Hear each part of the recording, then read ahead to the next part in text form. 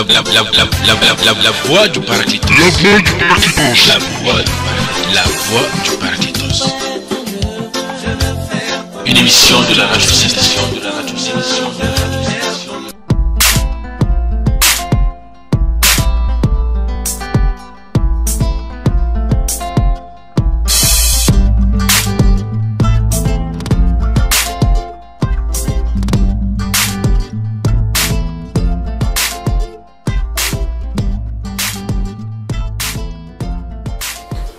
Gloire à Dieu, gloire à Dieu, gloire à Dieu.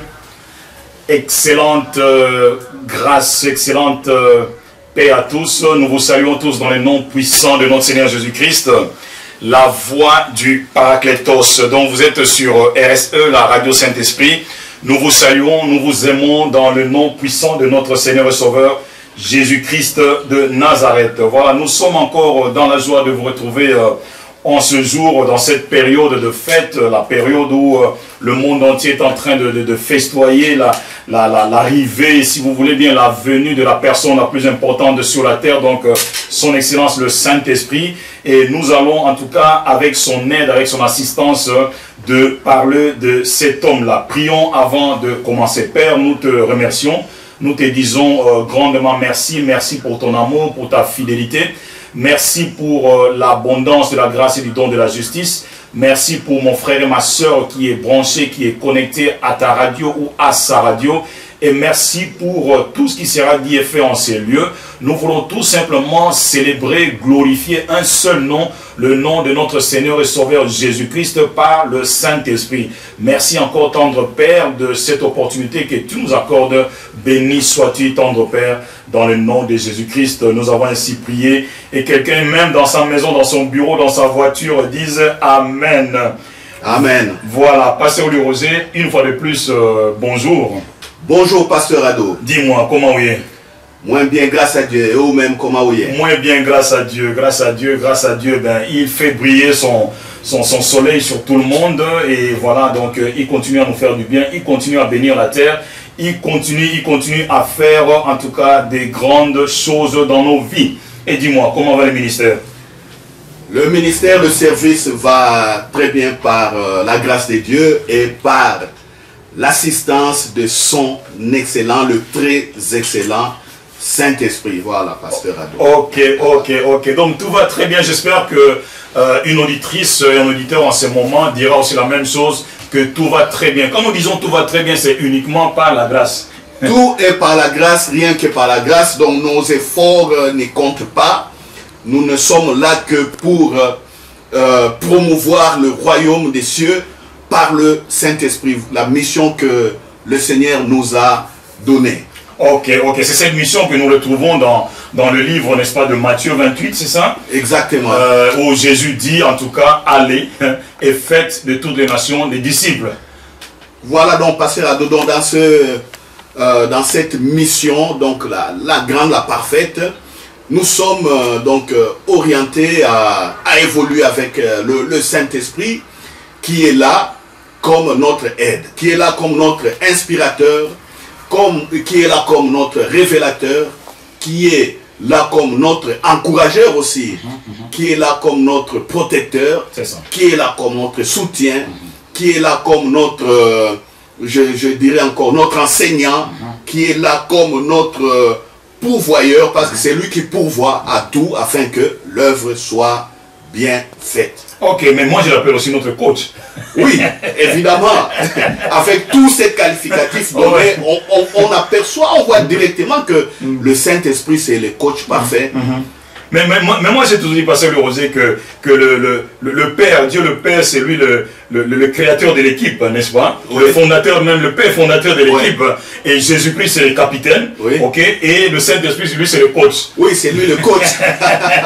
C'est lui qui connaît les stratégies, c'est lui qui connaît les tactiques pour nous faire évoluer, donc pour nous donner des victoires, pour nous faire progresser des succès en succès, pour nous donner la réussite en tout. Parce que le Saint-Esprit ne peut échouer. Il ne peut échouer. Et nous, dans cette équipe, ce qu'il faut savoir, donc nous, dans cette équipe, nous jouons par la foi. C'est ça. C'est la foi qui fait que nous sommes de bons éléments, nous sommes des bons acteurs, nous sommes des bons joueurs pour... voilà, donc pour faire ces résultats ensemble donc avec lui. Avec lui, d'accord, d'accord. Mais moi j'ai toujours dit ceci, tu sais que le premier joueur à être engagé, à être inscrit dans cette équipe, ici s'appelait Adam, ok? Adam, il était face à un penalty, n'est-ce pas? Il avait raté. Ok, et Dieu a récupéré d'autres personnes à sa place. Il a pris Noé, il a pris Abraham, il a pris David, et Salomon et consort, tout ça, Josué, Moïse, Élie, Élisée, jusqu'à ce que il a pu quand même lui-même faire appel au capitaine. Donc le capitaine, c'est le Seigneur Jésus-Christ lui-même. Et bien voilà, Jésus-Christ, quand il a pris la balle, ok, il a d'abord crocheté, il a mis de côté l'ennemi, ok, il l'a vaincu à la croix. Ok, et après, il a dit à ses disciples, voilà, mais continuez l'œuvre, continuez le match, parce que vous avez déjà la victoire, parce que nous ne jouons pas pour la victoire, mais nous jouons déjà dans la victoire. Exactement, c'est ça, pour ceux qui connaissent le football, c'est une image très très bien illustrative de la stratégie du Saint-Esprit avec tous ces hommes que tu as cités, que tu as nommés, donc comment ça par Adam jusqu'à, je dirais, jusqu'à Jean-Baptiste. Tous les gens de l'Ancien Testament ont fait part de cette équipe jusqu'à ce que lui-même, le capitaine Jésus-Christ soit venu. Et voilà, nous, maintenant, nous avons nos yeux fixés sur la maîtrise du jeu du capitaine. Parce que nous l'avons vu jouer. Voilà. Tu sais, dans une équipe, on dit toujours il y a des cadres. Il y a des cadres dans une équipe. Ce sont ceux-là qui ont l'esprit de l'équipe, qui savent comment faire fonctionner toutes les stratégies et les tactiques. Et nous, notre cadre suprême, donc c'est Jésus-Christ. Et nos yeux maintenant sont fixés sur lui et nos oreilles toujours attentives aux cris et aux directives du Saint-Esprit. Donc la victoire est à nous, frères et sœurs, et vous qui nous écoutez. Donc vous êtes dans la bonne équipe, une équipe qui ne perd pas, une équipe qui ne faillit pas, même si vous traversez des moments de difficulté, parce que nous savons que dans un match, il arrive que l'équipe adverse fasse de la contre-attaque. Il peut arriver aussi que l'équipe adverse mène, mais au cours des sifflets final, la victoire, voilà, la victoire est toujours à nous, à la meilleure équipe, coachée par le Saint-Esprit. Coachée par le Saint-Esprit. Et en plus, pasteur Luroche, moi je vais dire à une personne qui nous entend, qui nous suit en ce moment, que l'admission ou l'inscription dans cette équipe est gratuite. Il suffit juste de recevoir le capitaine, qui est Jésus-Christ, de l'accepter comme son Seigneur et son Sauveur, c'est-à-dire de l'accepter comme son coach, comme plutôt le capitaine, et puis lui il va te présenter au coach qui est le Saint-Esprit. Mais voilà, là tu fais partie du jeu maintenant. Oui, dans cette équipe, il n'y a pas d'âge. Dans cette équipe, il n'y a pas matière de sexe. Dans cette équipe, il n'y a pas de discrimination raciale. Dans cette équipe, il n'y a même pas de discrimination, je dirais, culturelle ou sociale. Non, si vous êtes pauvre ou riche, ou si vous n'avez rien. Non, c'est une équipe qui accueille tout le monde. Voilà, donc nous vous lançons l'invitation à venir nous rejoindre dans l'équipe qui gagne toujours, l'équipe de Jésus-Christ coachée par le Saint-Esprit. L'équipe qui a son fondement depuis la création du monde. Parce que cette équipe est inspirée par Dieu le Père lui-même. Donc, comme j'avais dit, nous jouons par la foi. Comment on y vient? C'est toujours par la foi. C'est toujours, vous voulez gagner, vous voulez la paix, vous voulez la joie, vous voulez le succès, vous voulez la réussite de vos enfants, vous voulez l'équilibre dans votre ménage, l'équilibre dans votre couple, vous voulez, je ne sais pas, la réussite au travail, vous voulez décrocher un bon travail, vous voulez la guérison, vous voulez l'assurance d'être protégé, parce qu'il y a beaucoup de gens qui vivent dans ce monde sans être sûrs du lendemain. Mais par la foi, nous sommes sûrs du lendemain, malgré que les situations économiques peuvent être catastrophiques. Donc nous vous lançons donc cet appel. Venez nous rejoindre par la foi. Acceptez simplement Jésus-Christ. Il est le Seigneur et Sauveur. Et comme Pierre nous l'a dit, surtout au jour de la Pentecôte, le Christ a été établi Seigneur et Messie. Donc Jésus a été établi, Jésus de Nazareth, né homme, a été établi Seigneur et Messie. Donc Seigneur et Sauveur. Voilà.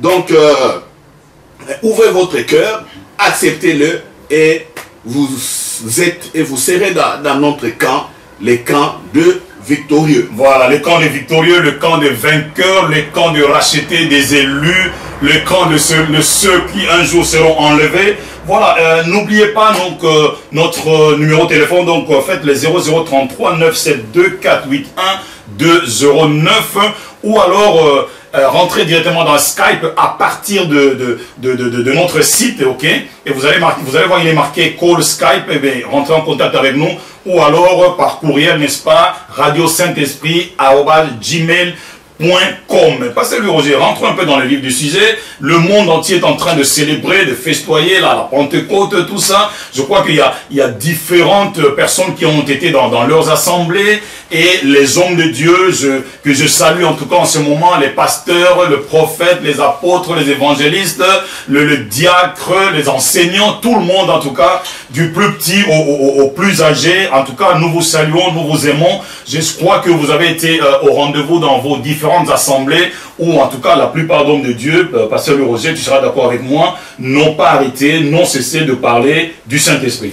Exactement, c'est hier, donc c'était le jour du Saint-Esprit. Aujourd'hui, bon, il y a beaucoup qui sont en congé, par exemple ici en Europe, c'est le lundi de Pentecôte, mais je ne sais pas dans d'autres nations si la fête continue. Bon, hier, ça a été une fête historique, un événement historique. Ça a été donc utile de l'expliquer aux fidèles que c'est ce jour où le Saint-Esprit a fait son entrée vraiment sur la terre selon la prophétie de Joël. Bon, quand je dis comme ça, certaines personnes risquent de ne pas bien comprendre. Non, le Saint-Esprit est Dieu. Le Saint-Esprit est présent partout. Mais c'était ce jour où le Saint-Esprit fut rendu disponible pour le croyant. C'est ça. Voilà. Disponible pour les croyants, c'est le jour où une relation nouvelle a été recréée entre Dieu et les hommes, parce que c'est en ce moment-là que le Saint-Esprit, donc lui qui qualifie, voilà, parce que c'est lui qui qualifie les croyants des fils de Dieu, c'est celui qui qualifie même cette relation. Le Saint-Esprit est venu sur toute chair. Sur toute chair, la chair de qui? La chair de tous les croyants en Jésus-Christ. Voilà, donc ça a été utile vraiment de rappeler cet événement merveilleux, cet événement historique, et ça a été aussi le moment de rappeler aux chrétiens que les chrétiens ne sont pas des orphelins, que les chrétiens ne sont pas des abandonnés, que les chrétiens ne sont pas des délaissés, que les chrétiens ne sont pas des laissés pour compte, non. Les chrétiens sont des acteurs de ces nations.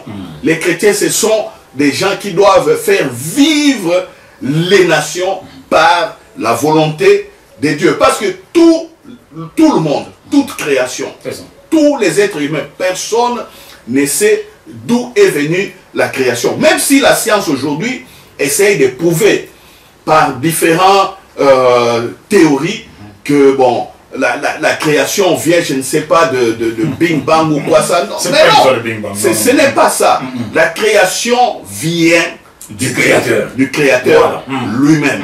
Voilà. Et c'est à nous les chrétiens maintenant d'entrer en action pour célébrer cela, pour assujettir toute cette création à Dieu, comme Dieu l'avait dit à Adam et à Ève. Voyez, soyez féconds, multipliez, remplissez, dominez et assujettissez. Voilà, assujettir, c'est-à-dire ramener toute la création à Dieu. Voilà, donc ça a été un moment de rappel de toutes ces choses. Pasteur Ado. Ok, mais Pasteur Roger, dis-moi un peu, hier, comme tu viens de nous le dire, tu as été dans ton assemblée, c'est Grâce Vérité, c'est ça, et tu as quand même pu exhorter le peuple de Dieu, encourager le peuple de Dieu, enseigner le peuple de Dieu par rapport à ces messages de la venue triomphale du Saint-Esprit. Oui. Okay? Est-ce que tu pourrais éventuellement, pendant que nous sommes en train de causer, en fait c'est une causerie, et nous invitons aussi nos auditeurs, ceux qui peuvent, à intervenir, n'est-ce pas, à nous fortifier, à nous encourager par rapport à ce travail que le Saint-Esprit est en train de réaliser au travers de nous. Nous ne sommes que des employés, n'est-ce pas, des serviteurs de Dieu. Je suis un canal, le frère est un canal par lequel le Saint-Esprit veut passer pour apporter un message de paix, la bonne nouvelle à quelqu'un. Mais de quoi tu parlais hier alors, au niveau de l'Assemblée? En tout cas, Pasteur Ado, hier dans l'Assemblée, moi j'ai été très simple, vraiment je dirais très simple. C'est ça. Bon, pour ceux qui nous écoutent, ou pour ceux qui nous découvrent pour la première fois, je leur invite à écouter nos différentes émissions passées, comment nous avions présenté le Saint-Esprit et comment nous avions parlé de lui. Donc je suis resté dans le même esprit, dans la même pensée, dans la même foi. C'est ça. Que le Saint-Esprit est là pour nous. C'est ça. Comment est-ce que je l'ai dit à l'Assemblée? J'ai rappelé d'abord cet événement historique. D'abord, c'est de l'histoire. Le peuple de Dieu doit savoir que le Saint-Esprit, comme c'est écrit dans les écrits, est revenu, donc a été répandu sur toute chair le jour de la Pentecôte. Mais le jour de la Pentecôte est arrivé 50 jours après la résurrection de Jésus-Christ. Nous savons que Jésus-Christ a été crucifié, c'était la Pâque, donc Jésus-Christ est notre Pâque, comme la Bible le dit, et 3 jours après il est ressuscité, 40 jours après sa résurrection, donc il n'a fait que parler du royaume des cieux aux disciples. Il s'est montré à ceux qui étaient avec lui. Il s'est montré à plusieurs, la Bible dit à plus de 500 personnes, il a parlé du royaume des cieux. Et donc dans les Actes des Apôtres, chapitre 1, au verset 3, la Bible est claire là-dessus. Donc la Bible parle de cela. Et Jésus-Christ avait donné une recommandation aux disciples d'aller attendre ce que le Père avait promis, ce qu'il leur avait annoncé. Il leur avait annoncé le Saint-Esprit où? C'est un verset que nous avions longtemps partagé, c'est dans Jean, chapitre 14, au verset 15 et suivant. Jésus avait dit que il priera le Père et le Père nous enverra un autre consolateur. Consolateur donc du grec allos parakletos. Une aide semblable de la même nature que lui.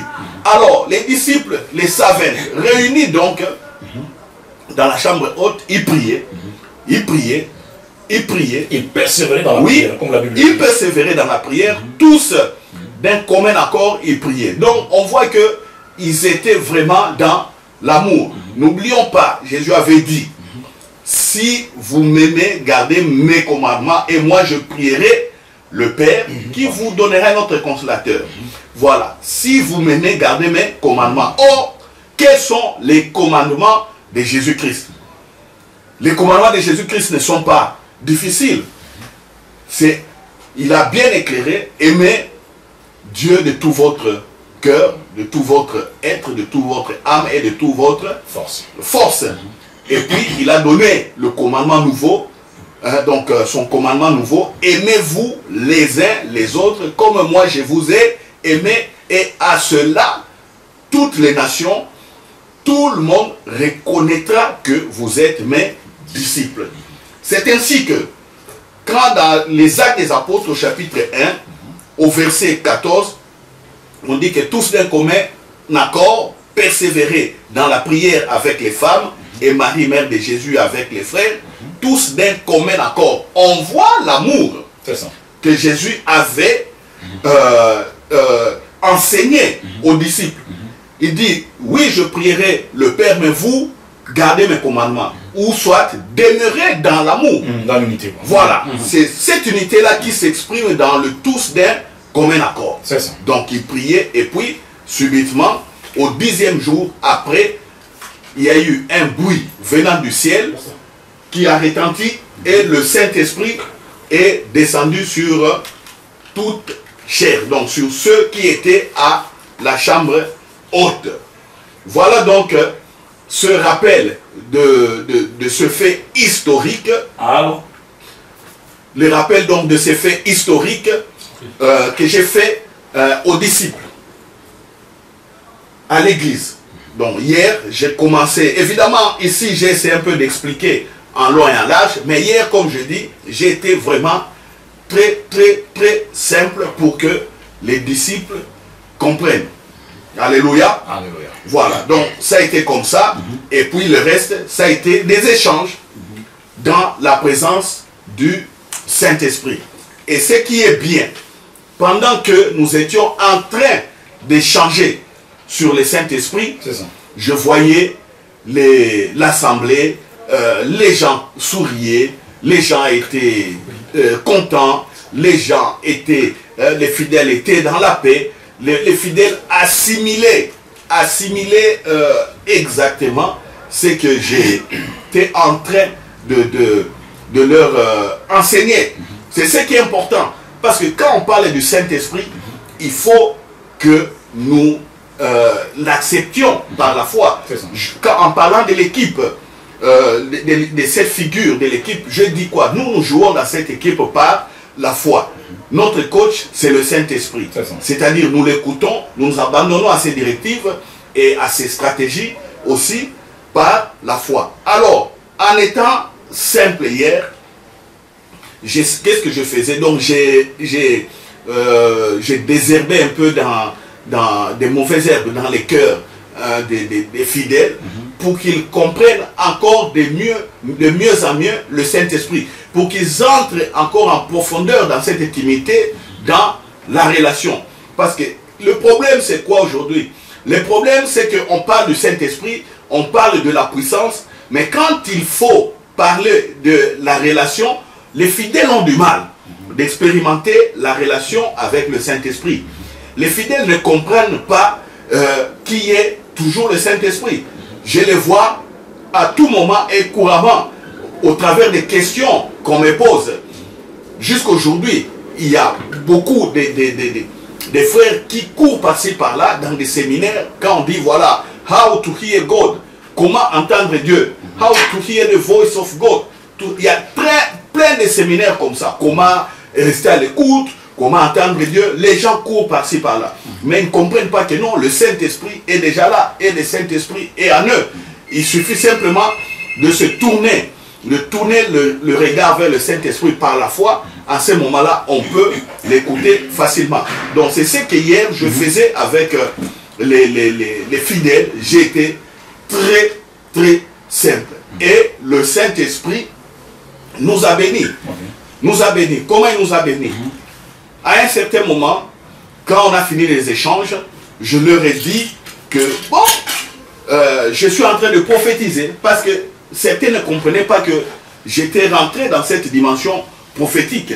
Je leur ai dit faites attention, parce qu'en ce moment-ci, je suis en train de prophétiser. Alors tout le monde avait maintenant les regards fixés sur moi. Et les paroles que j'ai déclarées, que le Saint-Esprit a mis en voilà, pour déclarer, que le Saint-Esprit m'a donné pour déclarer avant la Sainte Seine, j'ai vu toute l'assemblée accepter cette parole prophétique. Et quand on a partagé la Sainte Seine et on a commencé à chanter, le Saint-Esprit se manifestait comme au jour de la Pentecôte. Voilà. Ça a été tellement simple que nous avons vécu notre chambre haute comme au jour de la Pentecôte. Hier, tu vois, il y a beaucoup qui chantent, non, comme au jour de la Pentecôte, Saint-Esprit descend sur nous. Non, le Saint-Esprit est déjà là. Et le Saint-Esprit peut manifester sa présence de manière aussi merveilleuse, de manière aussi simple. Donc ça a été hier très simple pour moi, avec tous les fidèles. Bonjour, pasteur Issata Fabrice. Bonjour, pasteur Louis Roger. Voilà, donc j'étais en train d'expliquer ce qui s'est passé donc hier à l'Assemblée. Donc je disais que j'ai été très simple sur la manière de partager le Saint-Esprit avec les fidèles. Okay. Et le Saint-Esprit se manifestait exactement comme au jour de la Pentecôte. Je n'ai imposé les mains à personne. J'ai prophétisé. Okay. Mais comme ils ne savaient pas, comme j'étais en train de les enseigner, la présence du Saint-Esprit, quand j'ai dit qu'attention, maintenant je suis en train de prophétiser, ils étaient maintenant braqués. je vois les regards braqués vers moi, ils étaient éveillés au niveau dans la tension et au niveau aussi de leur foi. Et après, un chant, le Saint-Esprit s'est manifesté. Okay. Donc, il y a eu la prophétie hier à l'église, il y a eu les parler en langue hier aussi à l'église, exactement comme au jour de la Pentecôte. Et je bénis, je dis merci au Saint-Esprit, parce qu'il avait confirmé exactement que nous étions sur la bonne voie, et ce que je disais aux disciples était réellement une vérité. Voilà, une vérité, ben ça c'est ce que nous parle en tout cas le pasteur Louis Roger, et nous avons vraiment également la joie de vous informer que le pasteur Fabrice Issata donc vient de nous rejoindre dans le studio. Rebonjour encore, pasteur. Bonjour, pasteur. Dis-moi, comment tu vas? Très bien, dans la joie de partager un si grand thème aussi. Ah ben voilà, un si grand thème, ben, c'est le Saint-Esprit. Nous ne parlons que de lui, la Los Parakletos. Et votre mission, Soussou, n'oubliez pas, c'est la voix du Saint-Esprit. Mais pasteur Fabrice, dis-moi un peu, mais ça a été hier à l'Assemblée? On a eu un très bon moment aussi, un très bon moment. Et vous avez partagé aussi l'histoire ou les enseignements ou la grâce, la joie du Saint-Esprit? Oui, bon voilà, donc le thème aussi tournait un peu sur le même sujet, le Saint-Esprit. Et personnellement, j'ai insisté un peu plus sur qui est le Saint-Esprit et comment travaille-t-il, que fait-il dans l'Église, ses missions, mais plus particulièrement sa mission parmi les élus. Et c'était un peu sur ça qu'on a plongé cette fois-ci. Ah d'accord, d'accord. Ben, bien aimé, ne zappez pas, ben, le pasteur Fabrice a beaucoup à nous dire, beaucoup à vous dire aussi par rapport à cette grâce, à cet événement, la venue de la personne la plus importante, la plus glorieuse que nous avons sur la terre, son excellence le Saint-Esprit. Il y a d'autres qui l'appellent le gouverneur du royaume des cieux. Hein? Il est celui qui nous guérit, celui qui nous fait du bien, celui qui nous bénit. En fait, c'est lui qui nous fait grâce parce qu'il est aussi l'esprit de grâce. Mais pasteur Louis Roger, et alors, et après, dis-moi après, qu'est-ce qui s'est passé dans l'Assemblée? Bon, alors c'est que je dois aussi dire, parce que la personne qui a prophétisé ne l'a jamais fait dans l'Assemblée. Elle n'a jamais prophétisé comme ça. Et moi, je savais que le Saint-Esprit était en train de lui parler. Et elle avait peur. Elle croyait que mais si je sors, c'est que j'entends dans mon cœur, qu'est-ce qui va se passer. Et ce qui est parfait, c'est quoi? Et ce qui est merveilleux. Aujourd'hui, il y a une sœur de l'Assemblée qui devait en principe, qui doit rentrer à l'hôpital pour une intervention. Alors,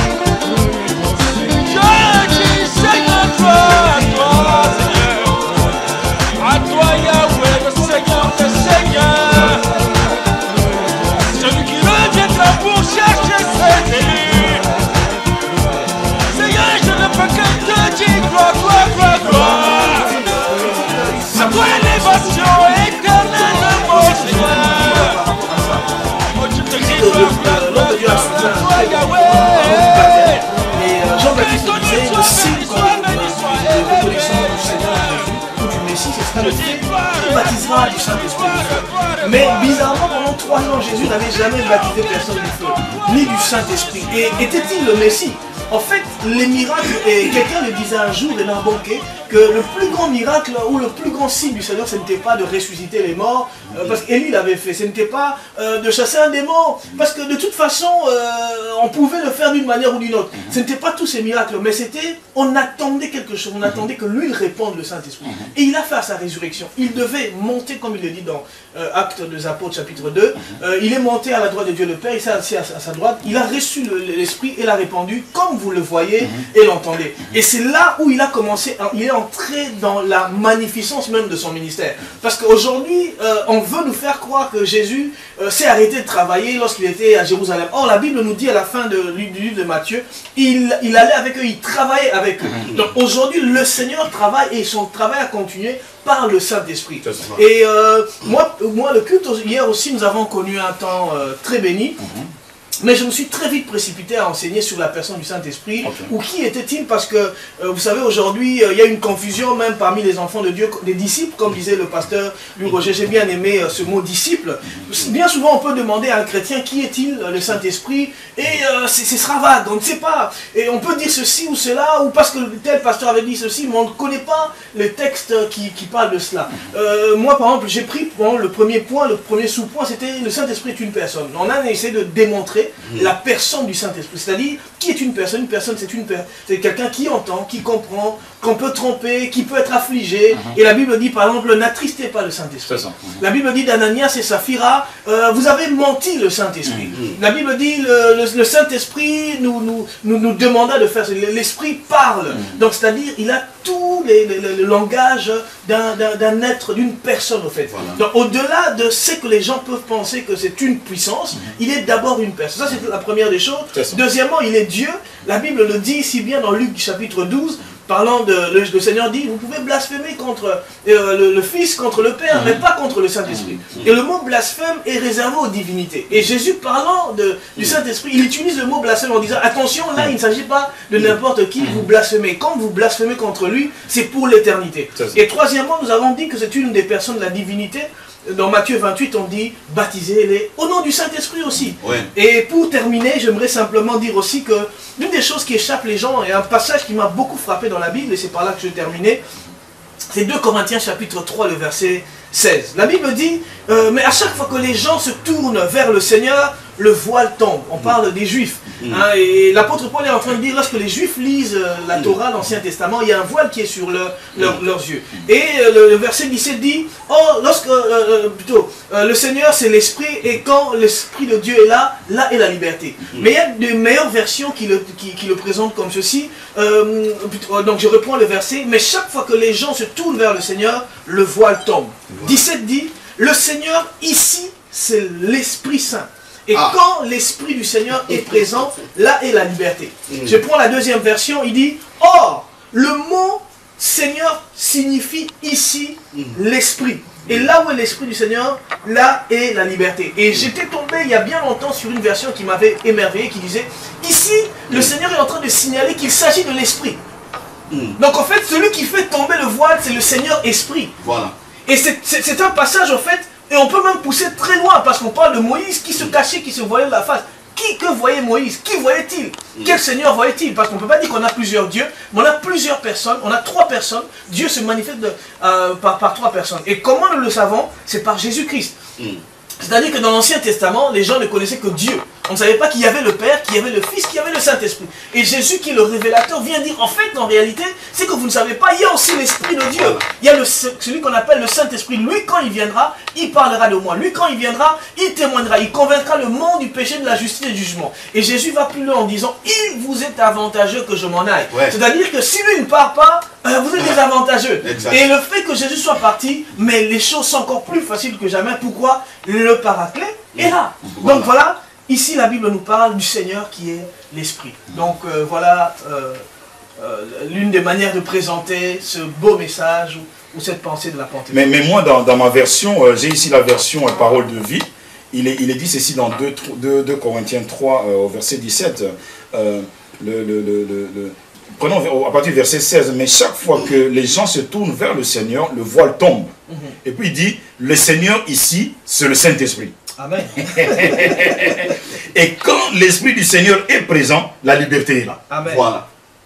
C'est le Saint-Esprit. Ouais. C'est le Saint-Esprit. Et en fait, vous savez, la Bible, quand je prends Genèse, par exemple, le chapitre 6, je veux rapidement lire, la Bible est en train de parler de la décadence qu'il y a dans l'humanité. Et la Bible, dans Genèse chapitre 5, la Bible parle des hommes qui vivaient 800 ans, 900 ans. Oui. On dit que même Mathusalem est arrivé à 980 ans par là. Mais on arrive dans Genèse chapitre 6, la Bible dit, quand les hommes commencèrent à se multiplier sur la terre et qu'ils eurent des fils, les fils de Dieu virent que les filles des hommes étaient bonnes. Était belle. Et ainsi de suite. Au verset 3 plutôt. Alors l'Éternel dit, mon esprit ne va pas lutter indéfiniment avec les hommes à cause de leurs fautes. Ce sont des êtres dominés par leur faiblesse. Je leur donne encore 120 ans à vivre. C'est-à-dire quoi? Pendant le Saint-Esprit débattait avec le corps des hommes pendant 900 ans, 800 ans. Et Dieu un jour s'est dit, non, non, non, non. Il ne change même pas. Malgré le travail éreintant et fatigant du Saint-Esprit, je préfère qu'on ramène leur âge à 120 ans. À cause du ministère du Saint-Esprit, nous ne vivons plus longtemps. Donc c'est une des choses qui nous échappe aussi. L'homme pouvait encore vivre plus longtemps. Mais Dieu a décidé que son esprit ne peut pas lutter pendant des siècles. Il nous a ramenés à un siècle. Voilà, oh, c'est extraordinaire, c'est fabuleux. C'est ce que fait son excellence le Saint-Esprit. Mais moi je voudrais, chers frères, les auditeurs qui nous suivent aussi, n'hésitez pas, ne zappez pas, intervenez s'il vous plaît. Amen. Mais je voudrais souligner une chose ici. Mais au fait, la venue du Saint-Esprit, c'est pour que nous soyons des témoins. Amen. Bon, exactement, la Bible le dit. Ouais. Jésus a dit, vous serez mes témoins Ouais. à Jérusalem, à Judée, en Samarie et jusqu'aux extrémités de la terre. Ouais. Les témoins, c'est qui? C'est simplement celui qui représente. J'ai parlé de ce que Dieu avait dit à Adam et Ève. Assujettissez la terre. Qui doit assujettir toute la création? C'est ça, l'assujettissement, c'est nous qui devons le faire par le Saint-Esprit. Alors, en ce moment-là, nous sommes des véritables représentants, nous sommes des véritables témoins de Dieu, témoins de Jésus-Christ. Donc, ce n'est que cela, et c'est très simple. Être témoin, c'est simplement être en mesure d'assujettir toute la création à Dieu. Voilà. Que je donne d'abord un cas pour que les auditeurs comprennent. On voit les disciples avec Jésus dans la barque. La barque tangue parce qu'il y a des violents vents. Qu'est-ce que Jésus a fait? Il a parlé au vent. Il a dit au vent, calme-toi. C'est ça l'assujettissement. Le vent a été assujetti à son créateur. C'est très simple. Il y a quelqu'un qui meurt. La mort est là. Jésus vient, il pose la main sur le cercueil du fils de la veuve de Naïm. De la veuve de Naïm. On voit le fils revenir à la vie. C'est ça l'assujettissement. Donc quand le Seigneur est là, toute la création doit simplement se plier. Toute la création doit se plier à sa volonté. Et nous, les témoins, c'est aussi la part de tâche, la part de la mission que nous avons à faire. C'est ainsi que, en ces temps-ci, ceux qui sont malades peuvent être guéris. Guéris comment? Par la parole de foi que nous avons. Cette parole de foi est manifestée par la puissance du Saint-Esprit. Et quand nous la déclarons, c'est tout. Quand les choses semblent être compliquées, nous avons le pouvoir de donner des ordres. C'est comme Jésus a fait sécher l'arbre. L'arbre a été assujetti au Seigneur. Quand il y a des difficultés, il y a des problèmes dans la vie des enfants de Dieu, mais ils ont cette autorité de pouvoir assujettir. Donc, être témoin, c'est aussi cela. Voilà, parce mais être témoin, c'est quelqu'un qui doit voir et puis qui doit entendre aussi. En fait, la pensée, d'après un théologien, j'avais lu un livre, il disait que les témoins, la pensée qui était derrière ce acte 1.8, c'était un témoin oculaire. Et nous n'avons pas vu Jésus-Christ. Même Paul le dit, maintenant nous ne connaissons plus Jésus selon la chair, mais un Jésus crucifié et ressuscité. Et en fait, comment nous le voyons? Nous voyons des choses par le Saint-Esprit parce que la Bible dit dans les derniers jours, je répandrai de mon esprit, l'esprit viendra ça, et vous aurez des visions. Et nous, enfants de Dieu, nous avons des visions, nous avons tout le temps des visions. C'est-à-dire, nous disons ce que nous voyons, nous disons pourquoi nous parlons, nous sommes de témoins, parce que nous sommes remplis du Saint-Esprit. Et l'un des textes que j'aime un peu sur comment nous devenons de témoins, comment nous arrivons même à nous exprimer. Un Pierre devant une femme, avant il ne pouvait pas parler, il commence à parler. Dans Job chapitre 32, au verset 19, la Bible dit: voici dans mon être intérieur, c'est comme un vin nouveau qui serait sous pression, comme des outres neuves sur le point d'éclater. Ainsi, je parlerai pour respirer à l'aise. J'ouvrirai donc la bouche et je répliquerai. Je veux être impartial et ne flatter personne. Et ici, vous savez, quand tu veux parler de Jésus-Christ, tu te rappelles, tu te retrouves devant des gens, devant une assemblée, devant même des gens qui ne connaissent pas le Seigneur. Il y a des moments où il y a une telle pression comme du vin au-dedans de l'outre, que si tu ne parles pas, tu ne seras plus à l'aise. Tu dois t'exprimer. Et cet homme est en train de dire, je dois le faire. Et nous, enfants de Dieu, la première fois que je me suis levé devant ma salle de classe pour parler du Seigneur, je ne sais pas, je transpirais même, les gens ne le voyaient pas. Mais quand je l'ai fait, je me suis senti à l'aise. Et c'est comme ça que nous devenons des témoins. Et les gens sont étonnés de ce qui se passe dans notre vie. Pourquoi quelque chose travaille au-dedans de nous. C'est le Saint-Esprit qui travaille au-dedans de nous. Voilà, Exact. Mais il y a une chose, il ne nous reste que 5 petites minutes, mais il y a une chose, les hommes de Dieu, Jésus dit, plutôt Joël avait dit, et Pierre l'a répété, il dit, dans les derniers jours, dans les derniers temps, je répandrai de mon esprit, dit Dieu, sur toute chair. Mais est-ce que toute chair est aujourd'hui satisfaite, n'est-ce pas, du Saint-Esprit? Parce que quand il dit toute chair, c'est tout être humain. Ouais. Donc chrétiens et païens. Okay? Mais le Saint-Esprit aujourd'hui n'est pas sur tout le monde. N'est pas encore répandu sur tout le monde. Est-ce que vous êtes d'accord avec moi? Oui, on est d'accord. On le voit même. On le voit même parmi les chrétiens, on ne voit pas la manifestation palpable et visible du Saint-Esprit. Oui. Mais voilà, il y a plusieurs manières de l'expliquer. Parce que quand, par exemple, Jésus, quand il parle de la fin du monde, nous savons qu'il y a plusieurs fins. Il dit même à un moment, ce ne sera pas encore la fin. Et à un moment, il parle du dernier jour, du jour de... Et ainsi de suite. Et nous allons voir qu'il y a plusieurs effusions du Saint-Esprit. Ce n'est pas la seule effusion qu'il y a dans la Bible. Par exemple, il y a eu l'effusion pour l'Église, mais dans Zacharie, on présente une effusion pour Israël. Et là, la Bible dit expressement que tout Israël recevra l'Esprit. Et ils vont d'abord commencer premièrement à pleurer sur le Seigneur, comme lorsqu'on pleure un fils unique. Donc moi, je crois que et Pierre même en reprenant ce passage de Joël ne cite pas tout le passage de Joël, il s'arrête à un moment. Joël parle des signes qu'il y aura dans le ciel et ainsi de suite, mais Pierre s'arrête à un moment. Donc c'est-à-dire qu'ici, la Bible est en train de parler, moi je pense qu'il y aura plusieurs répercussions de cette effusion de l'Esprit. Tout à fait. Bon, quant à moi je dirais, quand on parle de la prophétie de Joël, que le Saint-Esprit sera répandu sur toute chair, Jésus avait bien dit, le Saint-Esprit, le monde ne peut le recevoir. Et le monde ne le connaît pas. Amen. Donc Joël s'adresse à une catégorie de personnes. Toute chair là, c'est le peuple de Dieu. Parce qu'à l'époque, n'oublions pas qu'il y avait, avant Jésus-Christ, que le Saint-Esprit sur 3 types de personnes. Le roi, les sacrificateurs et les prophètes. Au niveau du peuple de Dieu. Mais quand il dit sur toute chair, donc ça sera sur toute l'assemblée, sur tout le peuple de Dieu. Alors pour être peuple de Dieu, comment est-ce qu'on devient peuple de Dieu? Quand on vient à Jésus-Christ. Donc là, moi, ce que j'ai compris en tout cas, ramener toute chair dans le contexte du prophète Joël, toute chair parle de ceux du peuple de Dieu, de ceux... Toutes les races. Voilà. Non, là c'est toutes les races. Hein. Mais parce que même si Corneille, c'était dans une famille païenne. Hein. Voilà. Les Saint-Esprit étaient descendus. Exactement. Corneille venait de faire son entrée dans la famille des dieux, parce qu'ils avaient reçu la prédication de la foi, la prédication de Christ.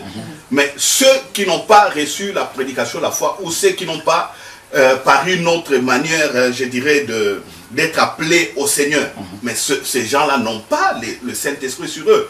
Et c'est clair, Jésus a dit que le Saint-Esprit, le monde ne peut le recevoir, le monde ne le connaît pas. Donc, sur toute chair pour moi, en tout cas dans ce cadre, tel que moi je l'ai compris, ça reste dans le cadre de ceux qui sont appelés dans la famille des dieux. Mais Jésus dit le monde ne peut le recevoir, mais Jésus dit aussi que dans le monde, il y a ceux qui sont du monde et ceux qui ne sont pas du monde. Mais ils sont tous dans le monde. Mais j'aime la parole de Dieu, j'aime la parole de Dieu. Mais écoutez, chers auditeurs, nous allons profiter pendant que nous sommes avec les hommes de Dieu ici. Est-ce qu'on peut faire une prière, pasteur Fabrice, pour les étudiants qui sont en plein blocus?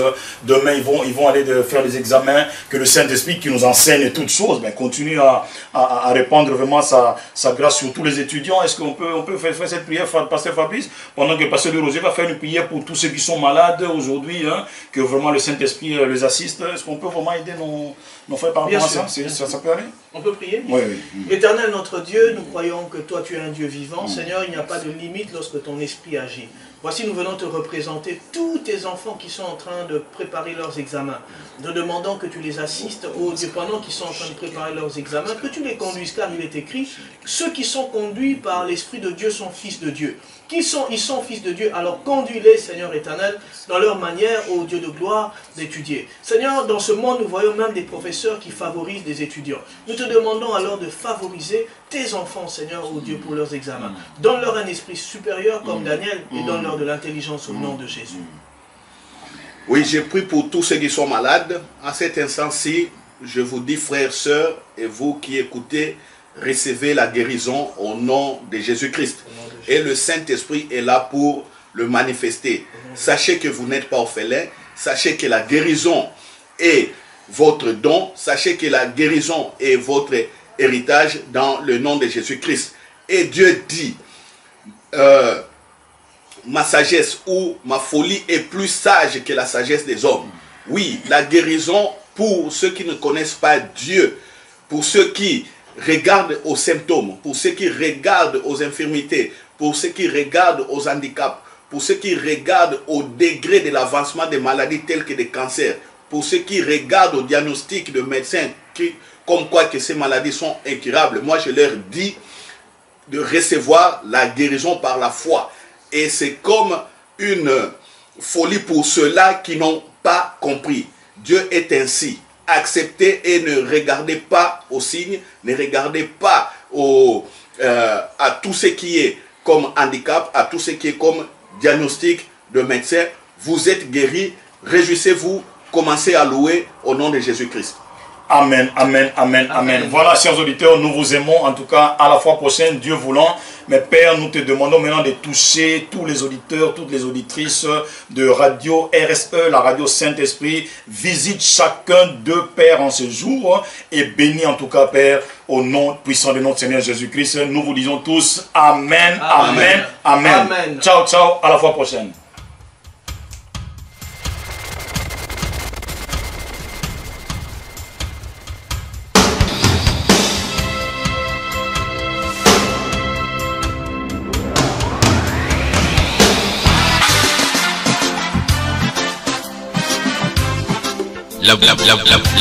La voix du Paracletos. La voix du Paracletos.